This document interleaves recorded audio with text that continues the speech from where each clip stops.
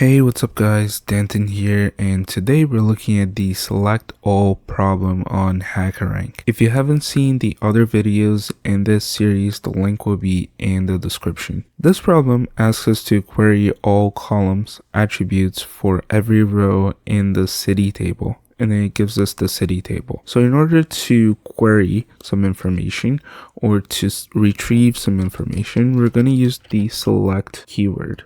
And if we want to query all the columns, we're going to use the asterisk to signify that we want everything from this table. And then we need to specify what table we're getting the information from.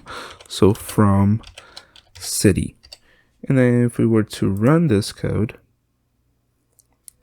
it will show us the correct output. So we get every information from every city in the city table. I hope you found this useful. If so, leave a like down below, subscribe for more SQL and programming tutorials, and let me know in the comments if there's any HackerRank or LeetCode problem you want me to solve.